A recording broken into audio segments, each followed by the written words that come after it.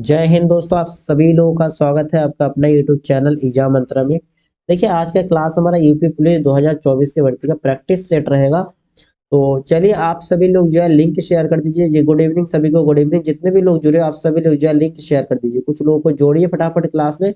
और जो है आज का जो क्लास होगा प्रैक्टिस सेट का, आप सभी लोग जो है ना सभी आंसर का जरूर जवाब देते रहिएगा। कमेंट जरूर करिएगा कि आप लोगों का अंत में कितना स्कोर होता है, ये भी जरूर शेयर करिएगा कि आपका स्कोर इस टाइम का क्या बन रहा है। ठीक है, और अगर कम है कोई बात नहीं, आगे आप इम्प्रूव कर सकते हो जितना आपके टाइम है, तो इसमें आप लोगों को इम्प्रूव करने का अच्छा खासा टाइम मिल जाएगा। ठीक, तो आज का हमारा पहला क्वेश्चन क्या है? तो आज का हमारा पहला क्वेश्चन देखिए, पहला क्वेश्चन है भाषा के आधार पर राज्यों का पुनर्गठन किस वर्ष किया गया था? 1950 में, 51 में, 52 में या फिर 56 में? आपसे पूछा है भाषा के आधार पर, किसके आधार पर? भाषा के आधार पर राज्यों का पुनर्गठन जो है आपके कब किया गया था? देखिए, भाषा के आधार पर जो है राज्य के पुनर्गठन के लिए केंद्र सरकार ने जो है 1953 में, कितने 1953 में एक आयोग का गठन किया। एक आयोग का गठन किया गया था जिसमें अध्यक्ष के रूप में, अध्यक्ष कौन थे? आपसे अगर पूछे अध्यक्ष कौन थे, तो आपका अध्यक्ष जो है फजल अली साहब थे। कौन थे? फजल अली, ध्यान रखिएगा, फजल अली अध्यक्ष थे। और इनके सदस्यों में देखें तो सदस्य जो है हृदयनाथ कुंजरू और के एम पണിक्कर थे। ठीक है, और इन आयोग के द्वारा सुझाव दिया गया था 16 राज्य की, कितना? 16 राज्य बनेगा और 3 संघ क्षेत्र राज्य बनेगा, 3 संघ क्षेत्र के राज्य बनेगा।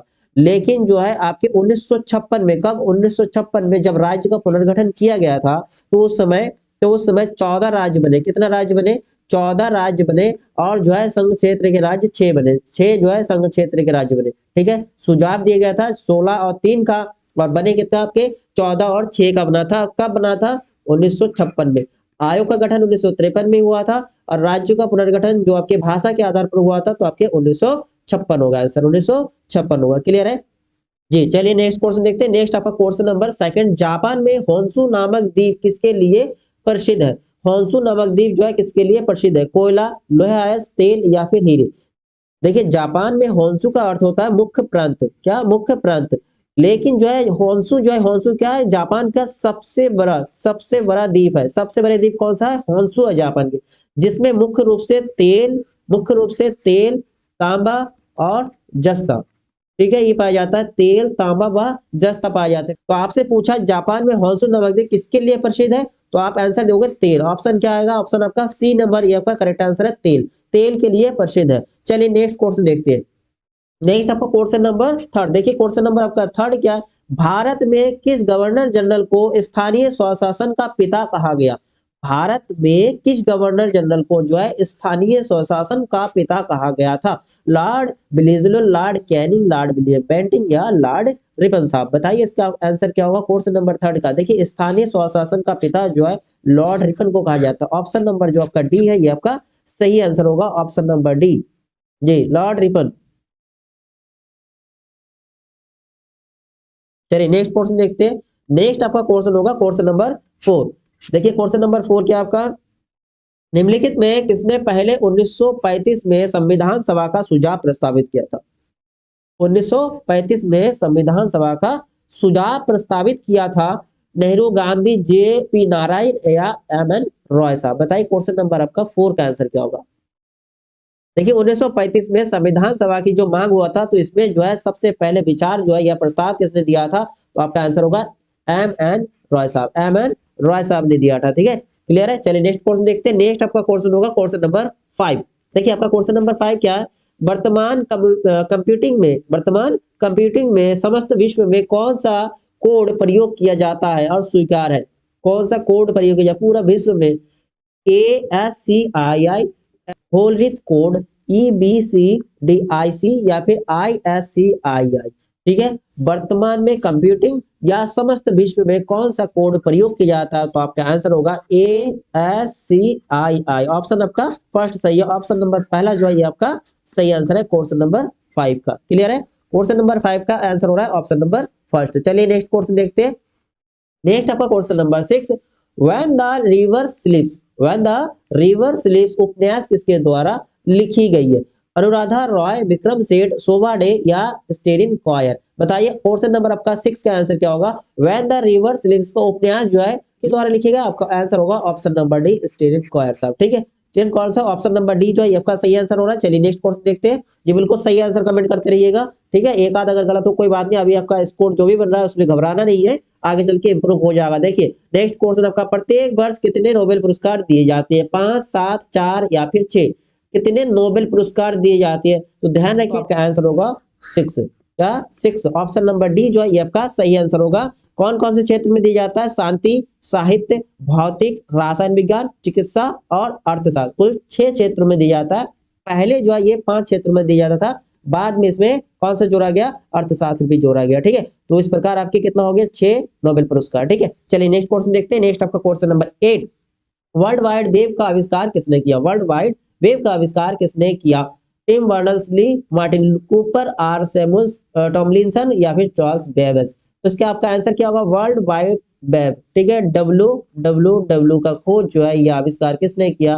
Tim Berners-Lee. ऑप्शन फर्स्ट आपका सही हो रहा है, ऑप्शन फर्स्ट आपका सही आंसर है। चलिए नेक्स्ट क्वेश्चन देखते हैं। नेक्स्ट आपका क्वेश्चन नंबर 9, जल्लीकट्टू डैश के साथ जुड़ा हुआ, त्रिचूर, कार्तिकाय, ओणम या फिर पोंगल? अभी ये त्योहार आने ही वाला, जल्लीकट्टू जो है त्योहार, ठीक है, जल्लीकट्टू त्योहार किसके साथ जुड़ा हुआ है? देखिए पोंगल, पोंगल होगा, ऑप्शन नंबर डी आपका सही आंसर है। जल्लीकट्टू कहाँ सेलिब्रेट किया जाता है? तमिलनाडु का एक पारंपरिक त्योहार है, तमिलनाडु का, कहाँ का? तमिलनाडु का, ठीक है, तमिलनाडु का पारंपरिक त्योहार है ये। और इस खेल के तहत जो है गांव के सबसे ताकतवर और मजबूत बैल है, उसके सिंगों पे जो है सिक्कों का थैले बांध दिया जाता है, और इस बैल को जो है कंट्रोल कर पाता है या काबू कर लेता है वही विजेता होता है, ठीक है। चलिए नेक्स्ट क्वेश्चन देखते हैं। नेक्स्ट आपका क्वेश्चन नंबर 10, भारत में महिलाओं के लिए आरक्षण उपलब्ध है लोकसभा में, राज्य विधानसभा में, पंचायती राज निकाय में या उपयुक्त सभी स्थानों पर? देखिए महिलाओं के लिए आरक्षण की बात करते हैं तो आपका आंसर होगा पंचायती राज निकाय में महिलाओं के लिए आरक्षण है, ठीक है। चलिए नेक्स्ट क्वेश्चन देखते हैं। नेक्स्ट आपका क्वेश्चन होगा क्वेश्चन नंबर आपका 11, भारत में सबसे पहली जनगणना किस वर्ष हुई थी? 1852 में, 1872 में, 1881 में या आपके 1952 में? भारत में सबसे पहली जनगणना किस वर्ष हुई थी? देखिए भारत में सबसे पहली जनगणना जो 1872 में लॉर्ड मेयो ने करवाया था। किसने कराया था? लॉर्ड मेयो ने कराया था।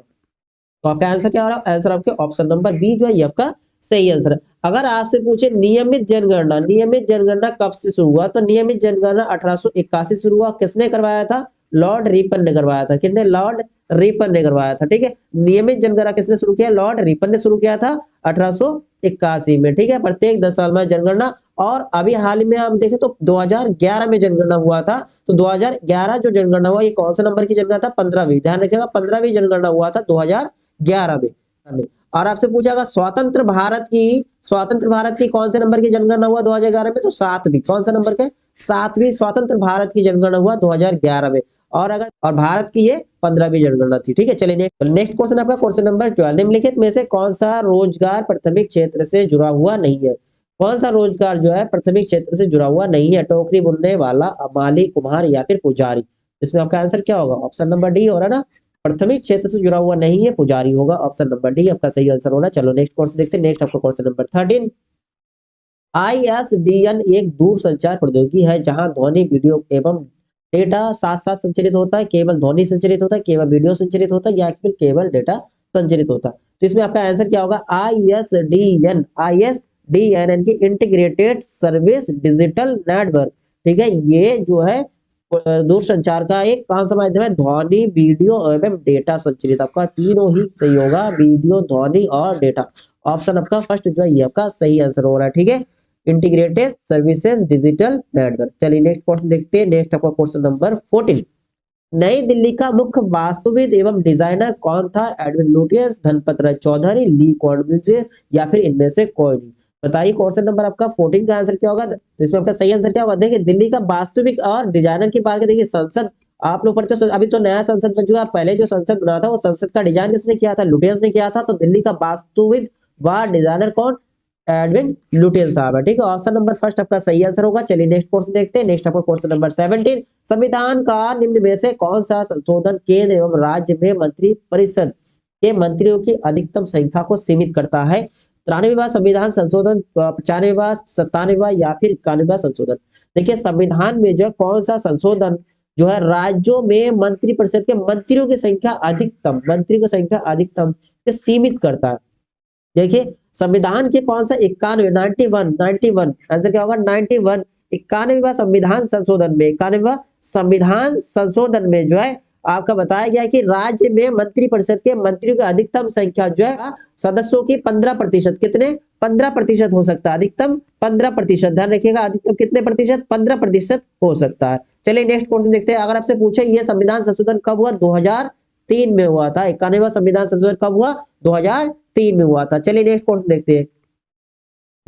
नेक्स्ट आपका क्वेश्चन नंबर 18, हुमायूं की दुर्घटना के आकस्मिक मृत्यु के उपरांत उनके बेटे अकबर को मुगल सिंहासन पर बैठाया गया, कहां पर, लाहौर में, सरहिंद में, कन्नौज में या फिर काबुल में। बताइए आपका क्वेश्चन नंबर 18 का आंसर क्या होगा। हुमायूं की दुर्घटना आकस्मिक दुर्घटना हुआ, क्योंकि हुमायूं की मृत्यु कैसे हुआ, पुस्तकालय के सीढ़ियों से गिर के हुआ ना, पुस्तकालय के सीढ़ियों से गिर के हो गया था। इसके बाद जो है इनके बेटे अकबर को राजा बनाया गया था, तो इनके सिंहाराज तिलक या फिर सिंहासन बैठाया गया कहां पर, पंजाब के कल्लौर में, ध्यान रखिएगा, पंजाब के कल्लौर में। ठीक है, उस समय इनकी उम्र देखिए, किसी बुक में 13 वर्ष होगा, किसी बुक में 14 वर्ष, 13 से 14 वर्ष की उम्र में। और इनके जो है संरक्षक या बॉडीगार्ड कहे या फिर मेन सेनापति थे, कौन थे, बैरम खान थे। ठीक है, बैरम खान ने ही इनको सिंहासन पर बैठाया था, कल्लौर पंजाब में जो है बैरम खान ने सिंहासन पर बैठाया था अकबर को। चलिए नेक्स्ट क्वेश्चन देखते हैं। नेक्स्ट आपका क्वेश्चन नंबर आपका 19 होगा। क्वेश्चन नंबर 19 क्या कह रहा है, भारत का निम्नलिखित में से कौन सा राष्ट्रपति निर्विरोध निर्वाचित हुआ था, डॉक्टर एस राधाकृष्णन, के आर नारायण या नीलम संजीव रेड्डी या डॉक्टर राजेंद्र प्रसाद। बताइए क्वेश्चन नंबर आपका 19 का आंसर क्या होगा। भारत का निम्नलिखित में से कौन सा राष्ट्रपति जो निर्विरोध निर्वाचित हुए, तो आपका आंसर होगा नीलम संजीव रेड्डी। ठीक है, Neelam Sanjeev Reddy, option number C जो है ये आपका करेक्ट आंसर होगा। ठीक है, नीलम संजीव रेड्डी कौन से नंबर पे, 8वें नंबर के राष्ट्रपति थे, कौन से नंबर पे, 8वें नंबर के राष्ट्रपति थे। और जो है ये कब बने, 1977 में, 1977 में बने। ठीक है, चलिए नेक्स्ट क्वेश्चन देखते हैं। नेक्स्ट क्वेश्चन आपका क्वेश्चन नंबर 20। क्वेश्चन नंबर 20 क्या है, रेडियो तरंग का वेग कितना होता है, 3 इंटू 10⁸ मीटर पर सेकंड या 1 इंटू 10⁶ मीटर पर सेकंड या 3 गुना 10⁶ मीटर पर सेकंड या 3 गुना 10⁸ मीटर पर सेकंड। देखिए रेडियो तरंग का वेग पूछा है, आपका जो प्रकाश का वेग होता है उतना ही होगा। जो प्रकाश का वेग दोस्तों कितना होता है, प्रकाश का वेग आपका 3 गुना 10⁸ मीटर पर सेकंड होता है। तो आपका जो रेडियो तरंग का वेग होगा ये भी आपका सेम वही होगा, 3 गुना 10⁸ 3 इंटू 10⁸ मीटर पर सेकंड होगा आपका। Next question, question number 21, FM प्रसारण बैंड के बीच होता है एचएफ रेंज, वीएचएफ रेंज या यूएचएफ रेंज या उपयुक्त सभी। देखिए एफएम प्रसारण बैंड जो है वेरी हाई फ्रीक्वेंसी पे होता है, वेरी हाई फ्रीक्वेंसी। ठीक है, वेरी हाई फ्रीक्वेंसी के बीच होता है, आपका ऑप्शन नंबर बी है, ये आपका करेक्ट आंसर होना है। चलिए नेक्स्ट क्वेश्चन देखते हैं। नेक्स्ट आपका क्वेश्चन नंबर 22, टेप रिकॉर्डर में टेप की चाल कितनी होती है। टेप रिकॉर्ड में देखो, टेप रिकॉर्डिंग का जमाना तो क्या, लेकिन इसमें टेप की चाल कितनी होती है पूछा आपके, 5 सेंटीमीटर पर सेकंड, 3.75 सेंटीमीटर पर सेकंड, 10 सेंटीमीटर पर सेकंड या फिर 4.76 सेंटीमीटर पर सेकंड। तो इसमें आपका सही आंसर होगा दोस्तों ऑप्शन नंबर डी, 4.76 सेंटीमीटर पर सेकंड, टेप रिकॉर्डर में टेप की चाल। ठीक है, नेक्स्ट आपका क्वेश्चन नंबर 23 देखते हैं। 23 नंबर क्वेश्चन आपका क्या है, नदी के प्रवाह को मापने के लिए निम्न में से किसका उपयोग होता है, विफोर्ट स्केल, क्यूसेक या आपके रिएक्टर स्केल या एनीमोमीटर। देखिए विफोर्ट स्केल का यूज कहाँ करते हैं, देखिए विफोर्ट स्केल का जो यूज समुद्र में हवा की गति, क्या नापते हैं, समुद्र में हवा की गति, ध्यान रखिएगा, समुद्र में हवा की। क्यूसेक भाई क्यूसेक नदी में प्रवाह को नापने के लिए यूज करते हैं, ये आपका करेक्ट आंसर हो रहा है ऑप्शन नंबर बी। और आपसे पूछे रिएक्टर, तो आपको पता होगा भूकंप की तीव्रता नामा जाता है, भूकंप की तीव्रता, भूकंप की। एनीमोमीटर बताइए, एनीमोमीटर का यूज है पृथ्वी तल पर हवा की गति, पृथ्वी तल पर हवा की गति, पृथ्वी तल पर हवा की गति। ठीक है, हवा की गति नापा जाता है। और ब्यूफोर्ट स्केल जो आपके समुद्र तल पे हवा की गति। ठीक है, क्लियर है। चलिए नेक्स्ट क्वेश्चन देखते हैं। नेक्स्ट आपका क्वेश्चन नंबर 24, सुपरसोनिक स्पीड मापने का यूनिट क्या है, सुपरसोनिक स्पीड मापने का यूनिट क्या है, मैक, नॉट, रिएक्टर या फिर हर्ट्ज। देखिए सुपरसोनिक, बताइए क्वेश्चन नंबर आपका 24 का आंसर क्या है, सुपरसोनिक स्पीड नापने का यूनिट आपका मैक होता है, ऑप्शन नंबर फर्स्ट आपका सही आंसर हो रहा है।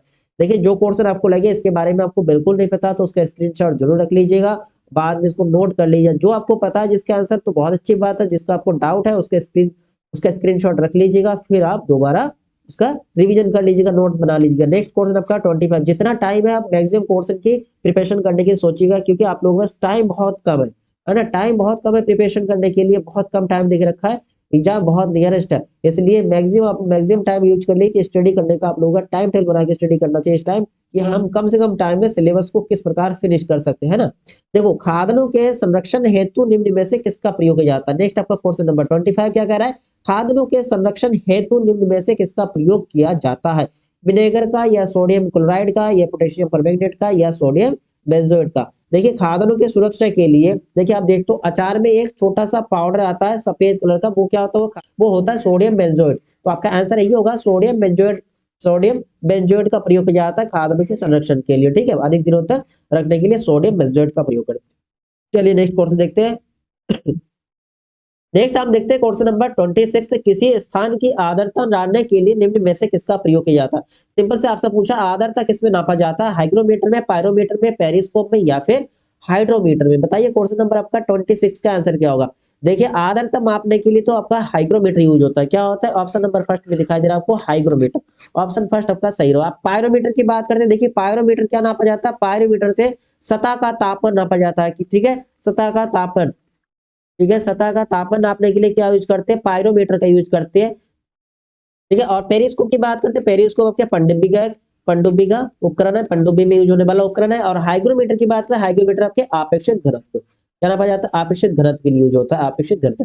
और आपका जो आर्द्रता की बात करते हैं तो आपका हाइग्रोमीटर हो गया, हाइड्रोमीटर आपके आपेक्षिक घनत्व। ध्यान रखिएगा, हाइग्रो और हाइड्रो में ध्यान रखिएगा, हाइड्रो आपके घनत्व के लिए होता है और हाइग्रो आपके आर्द्रता नापने के लिए, ठीक है। चलिए नेक्स्ट क्वेश्चन आपका क्वेश्चन नंबर 27, वही कौन सी पर्यावरणीय परत है जो विकिरण को वापस पृथ्वी में प्रत्यावर्तित करता है। वही कौन सी पर्यावरणीय परत है जो विकिरण को वापस पृथ्वी में प्रत्यावर्तित करता है। क्या आंसर होगा आपका, स्ट्रेटोस्फीयर, आयनोस्फीयर, एक्सोस्फीयर, या टोपोस्फीयर। बताइए क्वेश्चन नंबर आपका 27 का आंसर क्या होगा। देखिए, पृथ्वी से निकलने वाली जो विकिरण होता है वो के समताप मंडल से टकराकर वापस पृथ्वी पर आ जाता, तो आपका आंसर होगा समताप मंडल, यानी कि स्ट्रेटोस्फीयर, समताप मंडल, स्ट्रेटोस्फीयर। और जो आपके आयनोस्फीयर की बात करते हैं, आयनोस्फीयर से जो रेडियो तरंगे, कौन सी, रेडियो तरंगे, रेडियो तरंगे टकराकर वापस पृथ्वी में आते। चलिए नेक्स्ट क्वेश्चन देखते हैं। नेक्स्ट आपका क्वेश्चन नंबर 28, देखिए क्वेश्चन नंबर 28 क्या है, निम्न राज्यों में से कौन सा राज्य उदय योजना के लिए समझौता ज्ञापन MOU पर हस्ताक्षर करने वाला देश का पहला राज्य बन गया। उत्तर प्रदेश, मध्य प्रदेश, झारखंड, या उत्तराखंड। तो इसमें आपका उदय योजना, ठीक है, तो आपका इसमें आंसर होगा झारखंड, ठीक है, झारखंड राज्य जो है इसमें सबसे पहले हस्ताक्षर करने वाला राज्य बन गया। नेक्स्ट क्वेश्चन आपका 29, महात्मा गांधी भारतीय राष्ट्रीय कांग्रेस के अध्यक्ष किस वर्ष बने। 1923 में, 1924 में, 1925 में, या 1922 में। देखिए, महात्मा गांधी ने भारतीय राष्ट्रीय कांग्रेस के अध्यक्ष जो है 1924 में किया था। कहां पर, बेलग्राम, कहां पर, बेलग्राम, बेलग्राम कहां पर था, कर्नाटक, बेलग्राम कर्नाटक में। कौन सा, आपके 40वें, कौन सा नंबर के, 40वें अधिवेशन में, 40वें अधिवेशन की अध्यक्षता जो महात्मा गांधी जी ने किए थे। और अगर आपसे पूछे 40 से पहले 39वें अधिवेशन की अध्यक्षता किसने की, 1923 में हुआ था ये, 1923 में इसके अध्यक्षता अबुल कलाम साहब ने की थी, अबुल कलाम आजाद, अबुल कलाम आजाद, ठीक है।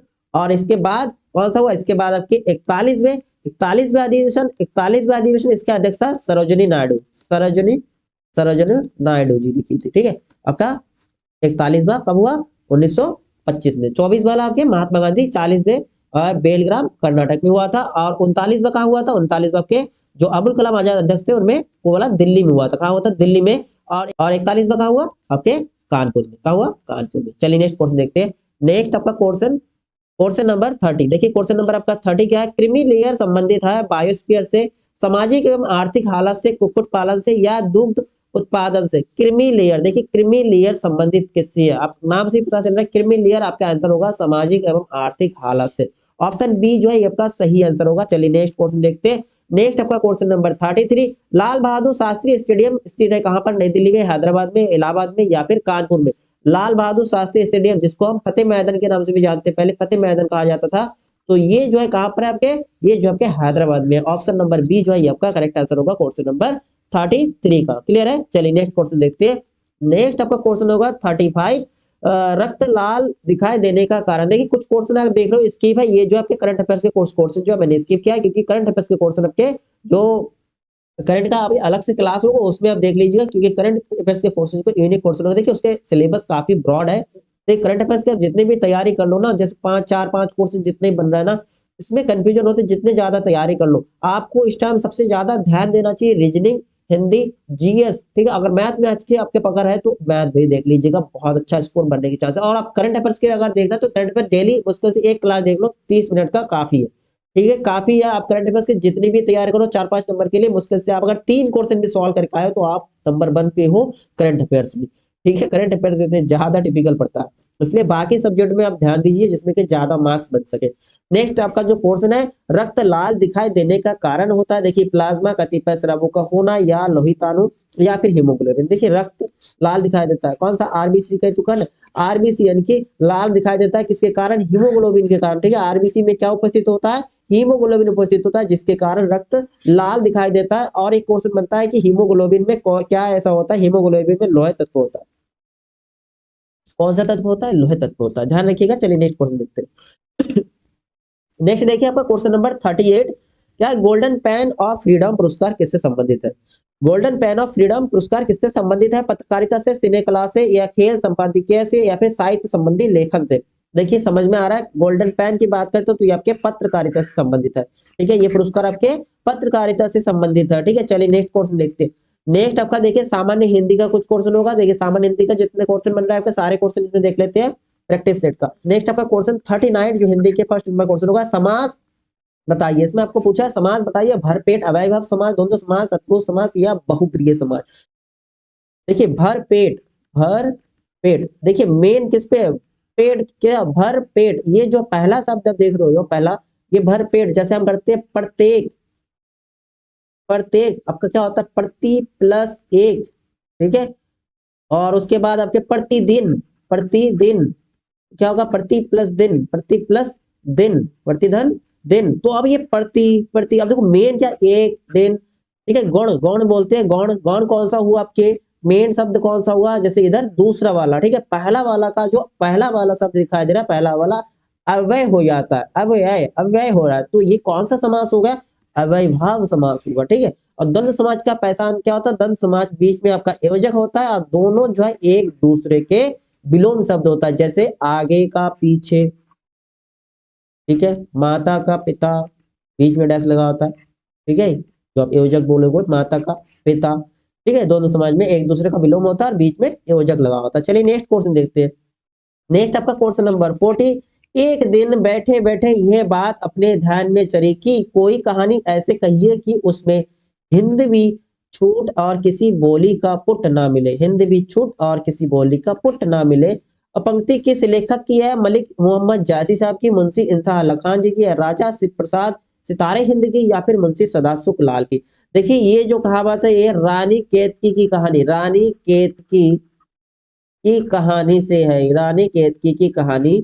और रानी केतकी की कहानी, इसका लेखक कौन है, मुंशी इंसा अल्लाह खान साहब है, ठीक है। ऑप्शन नंबर आपका बी जो है आपका सही आंसर होगा। देखिए कई बार पूछते हैं रानी केतकी की कहानी का लेखक कौन है, तो आपका आंसर होगा मुंशी इंसा अल्लाह खान। चलिए नेक्स्ट क्वेश्चन देखते हैं। नेक्स्ट आपका क्वेश्चन नंबर 41, निम्न में से क्रिया विशेषण अव्यय चुनिए। क्रिया के साथ विशेषण, देखिए कुत्ता भौंक रहा है, राम खाना खा रहा है, अधिक मत बोलो, राधा रात भर जागती रही। बताइए क्वेश्चन नंबर आपका 41 का आंसर क्या होगा। कुत्ता भौंक रहा है, क्रिया दिखाई दे रहा है, राम खाना खा रहा है, कहा है अधिक बोल, अधिक मत बोलो, अधिक मत बोलो। देखिए राधा रात भर, राधा रात भर जागती रही, जागती रही रात भर, कौन सा आ रहा है, ऑप्शन नंबर डी जो है आपका सही आंसर होगा। राधा रात भर जागते, क्रिया के साथ विशेषण, क्रिया विशेषण।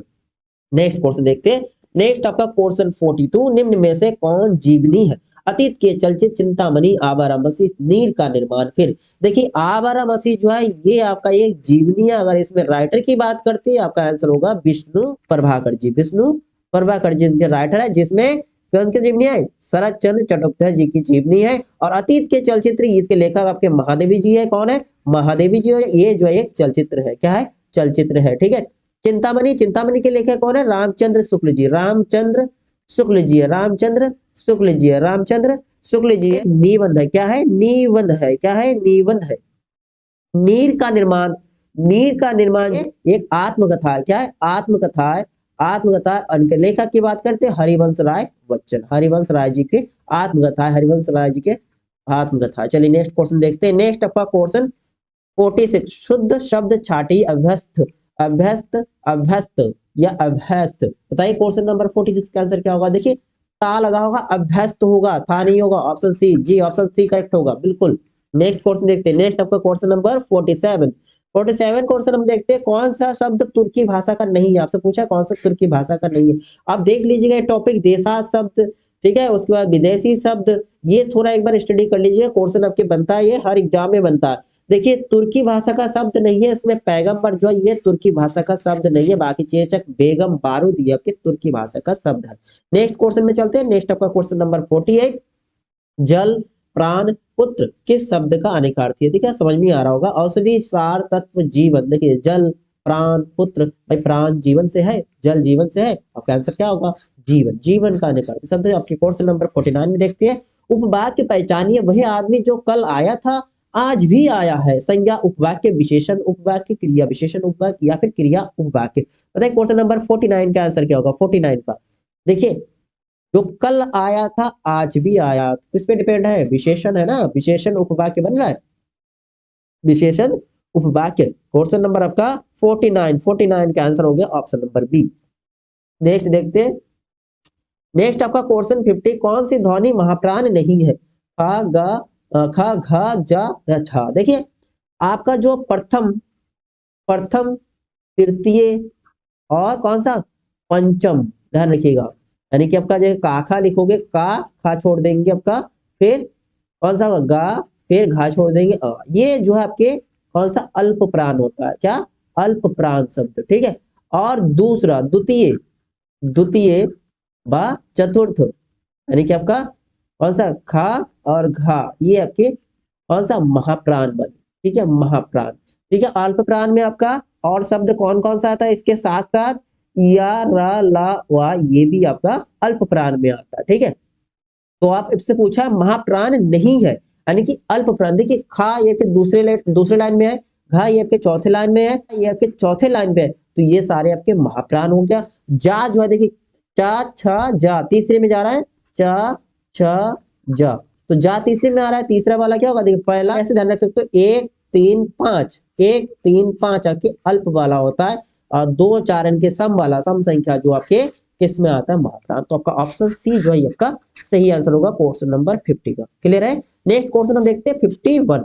निम्नलिखित पद में कौन सा पद जो है भैया प्रत्यय लगाने से बना है। रवैया, डटैया, खवैया, बचैया। आप दिखाई दे रहे खवैया, एक ही शब्द आपका, ऑप्शन नंबर सी जो है आपका सही आंसर हो रहा है ना। चलिए नेक्स्ट क्वेश्चन देखते हैं। नेक्स्ट हम पूछते हैं 52 नंबर में, निम्न में एक देवता का पर्यायवाची नहीं है। देवता का पर्यायवाची नहीं है आपसे पूछा। निर्जर बिल्कुल है, त्रिदश ये भी है। आपके बात करते हैं गिरवाण, ये भी आपके देवता का पर्यायवाची है। किंकड़ जो है देखिए, किंकड़ ये आपके किसके, नौकर या सेवक, नौकर या सेवक, नौकर या सेवक का पर्यायवाची है, ठीक है। ऑप्शन आपका सी हो जाएगा इसमें। नेक्स्ट चलते हैं। नेक्स्ट आपको क्वेश्चन नंबर 53 में पहुंचते हैं। साकेत महाकाव्य के रचयिता है जयशंकर प्रसाद, सुमित्रानंदन पंत, मैथिली शरण गुप्त या नागार्जुन। देखिए साकेत क्या है, महाकाव्य, इसके रचयिता मैथिली शरण गुप्त जी है, Maithili Sharan Gupt. Option number C जो है इसमें भी आपका करेक्ट आंसर होगा क्वेश्चन नंबर 53 का। चलिए नेक्स्ट क्वेश्चन देखते हैं। नेक्स्ट आपका क्वेश्चन 54, गौ चढ़ती की संधि। गौ चढ़ती, गौ चढ़ती, गौछ चढ़ती या फिर गौ चढ़ती। देखिए जब ये आपके विसर्ग संधि हो ना, तो विसर्ग संधि में अब देखिए जब चा होता है ना, जब चा, छा दिखाई दे तो ये आपके शरीफा वाला आधा सा में चेंज हो जाएगा। जैसे आपके इसमें ऑप्शन देखो, ऑप्शन आपका सी बन रहा है। और जो है टा और ठा होता है, विसर्ग की बात करते हो, टा और ठा होता है, तो ये आपके किस में चेंज होता है, ये आपके पेट कार्ड वाले आधा सा में होता है, ठीक है। और इसी प्रकार आप ध्यान रख सकते हो, ता और था हो, ता और था हो, तो ये आपके छोटा सा वाले आधा सा में होगा चेंज। जैसे हम एग्जांपल देख सकते हो, जैसे हम लिख सकते हैं निहितार, निहि प्लस तार, तो ये क्या बन जाएगा, देखो ता है इसमें, देखिए ता वाला आधा सा में चेंज होगा तो निस्तार हो जाएगा। क्लियर, निस्तार हो जाएगा। और ये टा वाला भी एक देख लो, टा वाला हम बताते हैं, जैसे हम लिख सकते हैं धनु, धनु प्लस आपके टंकार, तो क्या हो जाएगा इसमें, आप इसमें देखिए क्या लिखेंगे, धनु, फिर ये आपके पेट कड़ा वाला आधा सा रहेगा, धनुष टंकार हो जाएगा इस प्रकार। ठीक है ना, समझ में आया कि नहीं आया। जब चा और छा होगा तो शरीफ सलजम वाला जो सा इसका आधा रहेगा, टा और ठा होगा तो पेट कड़ा वाला आधा सा रहेगा, ता और था रहेगा तो छोटा वाला आधा सा रहेगा, ठीक है ना। क्लियर हो गया होगा। चलिए नेक्स्ट क्वेश्चन देखते हैं। नेक्स्ट आपका क्वेश्चन 55, ठेठ हिंदी का ठाठ किसकी रचना है? ठेठ हिंदी का ठाठ ज्योतिरेश्वर ठाकुर जी की, या फिर अयोध्या सिंह उपाध्याय हरिवंश जी की, या किशोरी दास वाजपेयी जी की, या फिर चंद्रधर शर्मा गुलेरी जी की। बताइए क्वेश्चन नंबर आपका 55 का आंसर क्या होगा? 55 का आंसर क्या होगा? ठेठ हिंदी का ठाठ। इसका राइटर कौन है भाई? अयोध्या सिंह उपाध्याय हरिवंश जी है, ठीक है। चलिए नेक्स्ट क्वेश्चन देखते हैं। नेक्स्ट हम पहुंचते हैं क्वेश्चन नंबर 56 में। शुद्ध वाक्य छाटिए, उस वन में प्रातःकाल के समय का दृश्य बहुत ही सुहावना होता था। उस वन में सुबह के समय का दृश्य बहुत ही सुहावना होता था। उस वन में प्रातःकाल का दृश्य बहुत ही सुहावना होता था। उस वन में सवेरे का समय का दृश्य बड़ा ही मनोरम होता था। देखिए प्रातःकाल लिखा है, छाटिए प्रातःकाल के साथ समय दिया होता नहीं है, ये आपका गलत है। प्रातःकाल के साथ समय नहीं दिया होना चाहिए। देखिए यहाँ पर सुबह के समय दृश्य बहुत ही सुहावना। तो देखिए सुबह के समय, सुबह का समय या फिर प्रातःकाल, इसके साथ समय नहीं दिया होगा, ये समय। यहाँ देखिए सवेरे के समय, ये गलत है। उस वन में प्रातःकाल का दृश्य बहुत ही सुहावना, ये होगा प्रातःकाल। भाई एक बार, भाई दो बार समय नहीं लिख सकते हैं। चलिए नेक्स्ट क्वेश्चन देखते हैं। नेक्स्ट आपका क्वेश्चन नंबर 57, किस शब्द में उपसर्ग नहीं है? अपवाद, पराजय, प्रभाव, ओढ़ना। बताइए क्वेश्चन नंबर 57 का आंसर क्या हो रहा है? 57, ठीक है। उपसर्ग नहीं है। आप देखिए जैसे अपवाद में अप हो गया उपसर्ग, पराजय में क्या होगा? परा हो गया, प्रभाव में परा हो गया, ओढ़ना पे क्या होगा? भाई ओढ़ना में कोई भी उपसर्ग नहीं है। ऑप्शन नंबर डी आपका सही आंसर हो रहा है। नेक्स्ट आपका 58 नंबर क्वेश्चन देखते हैं। 58 नंबर क्वेश्चन आपका क्या है? निम्नलिखित में से स्त्रीलिंग शब्द किन्नर, अहिंसा, अंतरी, अपिग्रह। भाई क्वेश्चन नंबर 58 का क्या आंसर होगा? देखिए अहिंसा जो है एक स्त्रीलिंग शब्द है, ठीक है। ऑप्शन नंबर बी जो है आपका सही आंसर होगा। चलिए नेक्स्ट क्वेश्चन देखते हैं। नेक्स्ट हम पहुंचते हैं क्वेश्चन नंबर 58, निम्नलिखित में स्त्रीलिंग शब्द। अच्छा ये क्वेश्चन हो चुका है। नेक्स्ट आपका 59 होगा ना। रत्नावली दोहा संग्रह किसके द्वारा रचा गया? रत्नावली दोहा संग्रह किसके द्वारा रचा गया? रत्नावली तुलसीदास, बिहारी जी, या फिर रामानंद जी। बताइए क्वेश्चन नंबर 59 का आंसर क्या होगा? रत्नावली दोहा संग्रह रचनाकार कौन है? रत्नावली द्वारा लिखी गई रत्नावली। ऑप्शन नंबर फर्स्ट जो है आपका सही आंसर होगा। नेक्स्ट क्वेश्चन, दोहा संग्रह पूछा है ना, देखिए दोहा संग्रह जी, ठीक है। चलिए नेक्स्ट क्वेश्चन देखते हैं। नेक्स्ट आपका क्वेश्चन नंबर 60, लिंग बताइए मण गणत। पुल्लिंग है, स्त्रीलिंग, उभयलिंग है, नपुंसकलिंग है। देखिए मणगणत जो है ये शब्द कैसा है? उभयलिंगी है, उभयलिंगी। ऑप्शन नंबर सी जो है ये आपका सही आंसर होगा क्वेश्चन नंबर 60 का, ठीक है। मणगणत क्योंकि एक विशेषण शब्द है जो कि विशेष के साथ जुड़ा है, ठीक है। विशेष भाई मणगणत मन विशेष के साथ जुड़ा हुआ है, मन गणत, ठीक है, विशेषण, तो इसलिए आपका उभयलिंगी में आएगा। नेक्स्ट क्वेश्चन आपका 61 देखते हैं। वाक्यांश का एक शब्द बताइए, ठीक है, यानी कि बाकी के लिए एक शब्द जो आपका पहले देख रहा है, जिसके हृदय में ममता नहीं है, जिसके हृदय में ममता नहीं है। तो आपका आंसर क्या होगा? जिसके हृदय में ममता नहीं होने हम क्या कहते हैं? निर्मम। क्या कहेंगे? निर्मम। ऑप्शन नंबर फर्स्ट आपका सही होगा। और जिसके हृदय में दया ना हो उसे निर्दय, ठीक है। जिससे डर ना हो निर्भय, ठीक है ना। चलिए नेक्स्ट क्वेश्चन देखते हैं। नेक्स्ट आपका क्वेश्चन पहुंचते हैं हम 62 में। इस वाक्य में विराम चिन्ह का उचित प्रयोग नहीं है, उचित प्रयोग नहीं है। मैं मनुष्य में मानवता देखना चाहती हूँ, उसे देवता बनाने की मेरी इच्छा नहीं है। वह दूर से, बहुत दूर से आ रहा है। सुनो सुनो, वह गा रही है, प्रिय महाशय मैं आपका आभारी हूँ। देखिए नहीं है बोला, पूछा प्रिय महाशय, यहाँ पर आपका क्या लगना चाहिए? आपको स्टॉप लगना चाहिए था, प्रिय महाशय। क्वेश्चन नंबर आपका 62, इसे विस्मयदी बोधक बोला जाता है, विस्मयदी बोधक, ठीक है। स्टॉप लगा देते हैं तो आपका ऑप्शन नंबर जो डी आपका सही आंसर होगा, कि उससे आपसे नहीं वाला गलत वाला पूछा, गलत ही होगा, ठीक है।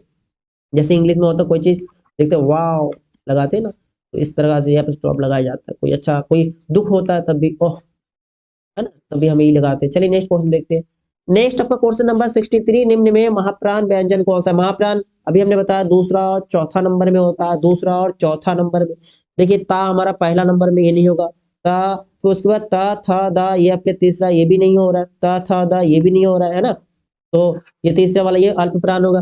फिर प फ व भा, ये आपके चौथे नंबर पे हो रहा है। बिल्कुल आपका ऑप्शन जो है सी सही होगा, ठीक है। 2 और 4 और 1 3 5 आपके अल्प प्राण में आता है। किसमें आता है? अल्प प्राण में, ठीक है। प्रीवियस क्वेश्चन मैंने बताया था। चलिए नेक्स्ट क्वेश्चन आपका 64, निम्न में आघोष वर्ण कौन सा है? आघोष देखिए 1 और 2, पहला और दूसरा आपके आघोष होगा, ठीक है, और तीसरा चौथा, ठीक है, ये आपके सघोष होता है, सघोष होता है। ठीक है, तो आपसे पूछा कौन सा आघोष वर्ण है, कौन सा आघोष वर्ण, देखिए पा, बिल्कुल ये पहला है, हो जाएगा। ये घा चौथा नहीं होगा, वाह ये आपके पा फा वाह, तो ये भी नहीं होगा। तीसरा हो रहा है का खा गा, ये भी तीसरा, ये भी नहीं होगा। आपका कौन सा आघोष पहला और दूसरे वाला होगा, पहला और दूसरा जो आघोष होता है। ठीक है, क्वेश्चन नंबर 64 क्लियर है। पहला, प्रत्येक वर्ग का पहला और दूसरा जो आपका आघोष में होता है। चलिए नेक्स्ट क्वेश्चन देखते हैं। नेक्स्ट आपका 65, निम्न में से कंठय वर्ण में कौन सा है? उ आ ई वरी। बताइए क्वेश्चन नंबर 65 का आंसर क्या होगा? देखिए कंठय वर्ण आप ध्यान से, का वाला वर्ग पूरा हो जाएगा, का वर्ग यानी कि का से आपके अंगा तक हो जाता है। उसके बाद आ यानी कि छोटा बड़ा और फिर आहा, और इसके साथ साथ एक वर्ड आपके हा होता है। ठीक है, ये आपके कंठय वर्ण होता है। तो इसमें आपका आंसर कौन सा होगा? आंसर आपका ऑप्शन नंबर बी होगा। ऑप्शन नंबर बी जो है आपके करेक्ट आंसर होगा। नेक्स्ट क्वेश्चन देखते हैं। नेक्स्ट आपका क्वेश्चन 66 नंबर, देखो 66, निम्नलिखित में से रूर शब्द दूध वाला, घुड़सवार, नाग, लंबोदर। बताइए क्वेश्चन नंबर 66 का आंसर क्या होगा? देखिए रूर शब्द पूछा है, रूर शब्द, रूढ़ शब्द क्या होता है? वे शब्द जो स्वतंत्र होते हैं रूढ़ शब्द कहलाते हैं। जैसे आपका नाक, भाई इसको तोड़ोगे भाई आपको कुछ बनेगा, तो दूध का देखिए दूध वाला संयुक्त वर्ण है ना, घुड़सवार घुड़ प्लस सर, लंबोदर लंबो प्लस उधर। ठीक है, तो ये अलग अलग, इसमें ये स्वतंत्र कौन सा? नाक। नेक्स्ट क्वेश्चन आपका 67, रत्नाकर का संधि विच्छेद क्या होगा? रत्न प्लस आकार होगा या फिर रत्न प्लस आकार होगा, रत्ना प्लस कर होगा या रति प्लस आकार होगा? बताइए क्वेश्चन नंबर 67 का क्या आंसर होगा? देखिए रत्नाकर, यहाँ पर मात्रा नहीं लगा है, यहाँ मात्रा ये वाला नहीं होगा, आपका ऑप्शन फर्स्ट ही होगा सही आंसर। कौन सा हो रहा है? ऑप्शन फर्स्ट सही आंसर हो रहा है। कौन सा आंसर हो रहा है? ऑप्शन फर्स्ट सही हो रहा है। चलिए नेक्स्ट क्वेश्चन देखते हैं। नेक्स्ट क्वेश्चन आपका 68, प्रतिमान में समास क्या है? तत्पुरुष, अव्ययभाव, द्वंद्व या फिर द्विगु। प्रतिमान आप तोड़ोगे प्रति प्लस मान, पहला वाला अव्यय हो गया तो अव्यय समास का हो गया, जैसे प्रतिदिन, प्रत्येक। ठीक है ना, 68 का आंसर हो गया ऑप्शन नंबर आपका बी। चलिए नेक्स्ट क्वेश्चन, परिक्रमा में उपसर्ग है, परिक्रमा में उपसर्ग आ पा पर परि, आप समझ में आ रहा है? परिक्रमा परि प्लस कर्मा हो रहा है, हाँ, तो परि आपका क्या हो जाएगा? उपसर्ग हो गया। ऑप्शन डी आपका सही आंसर हो रहा है, बिल्कुल। चलिए नेक्स्ट क्वेश्चन देखते हैं।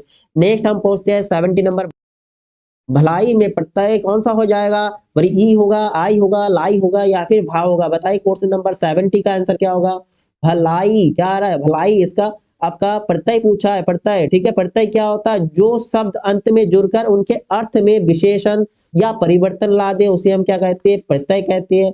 जैसे आपके भलाई में आपके भलाई हो गया, ठीक है, आई लग गया, ये आपके परिवर्तन ला रहा है। ठीक है, नेक्स्ट क्वेश्चन आपका क्वेश्चन नंबर 71, निम्न में कौन सा शब्द तत्सम है? तत्सम, ठीक है, संस्कृत के समान जिसमें होता है तत्सम, तद्भव जिसमें परिवर्तन हो गया, आलस, आम, आग या आसरा। बताइए क्वेश्चन नंबर 71 का आंसर क्या होगा? देखिए जिसमें तत्सम वैसे सेम टू सेम आलस, आलस ऑप्शन क्या होगा?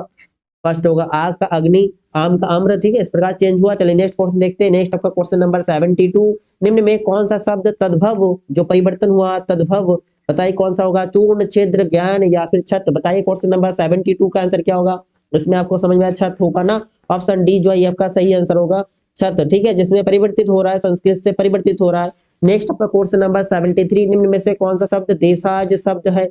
आग, बच्चा, खिड़की, फूल। बताइए क्वेश्चन नंबर आपका 73 का आंसर क्या है? 73 का आंसर कमेंट करिए दोस्तों। क्वेश्चन नंबर 73 का आंसर क्या होगा? निम्न में से कौन सा शब्द देशाज? तो आपका खिड़की शब्द जो है ये आपका देशाज शब्द है, खिड़की शब्द, देशाज, खिचड़ी, लोटा, पगड़ी, ये देशाज शब्द है। चलिए नेक्स्ट क्वेश्चन देखते हैं। नेक्स्ट आपका क्वेश्चन होगा 74, निम्न में से विदेशी शब्द कौन सा है? पुष्ट, अमीर, प्रिय, भक्त। विदेशी शब्द पूछा है आपसे, विदेशी शब्द इसमें कौन सा है? तो विदेशी शब्द आपके अमीर हो जाएगा। ठीक है, अमीर जो है एक विदेशी शब्द हो जाएगा, अमीर। फिर आपके हो सकते हैं ऑर्डर, लालटेन, हॉस्पिटल, अलमारी, आदमी, ये सब आपके विदेशी शब्द होगा। उष्ट, प्रिय, भक्त, ये आपके देश शब्द। नेक्स्ट क्वेश्चन आपका 75, निम्न में संज्ञा शब्द गंगा, पुराना, नीला, मोटा। भाई नीला आपके विशेषण है, पुराना मोटा आपको विशेषण समझ में आ रहा है। संज्ञा भाई स्थान या व्यक्ति, ये आपके देखो नदी का नाम गंगा, तो आपके ये भाई नाम भी हो सकता है, इंसान का नाम या फिर नदी का नाम, संज्ञा हो गया गंगा। ठीक है, क्लियर है क्वेश्चन नंबर 75। तो यहाँ आपके प्रैक्टिस सेट का 75 क्वेश्चन हो रहा है, तो बीच में आपके 5 क्वेश्चन आपका करंट का छोड़ दोगे, तो 5 आपके 70 में आपका स्कोर क्या बना आप कमेंट करके जरूर बताएं। स्कोर क्या बन गया, ठीक है। और वीडियो को अच्छा लगा तो लाइक और शेयर करना ना भूलिए, अपने दोस्तों को शेयर कर दीजिएगा, ठीक है। फिर नेक्स्ट क्लास में मिलते हैं, फिर नेक्स्ट प्रैक्टिस सेट के साथ। तब तक के लिए दोस्तों जय हिंद, थैंक यू दोस्तों।